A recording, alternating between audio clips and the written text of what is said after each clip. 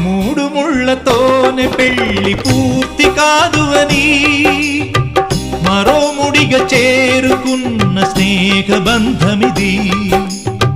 సప్తపదితో ఆగరాదు జీవితం అని అష్టపదిగా సాగమన్న ప్రేమ పదము ఇది.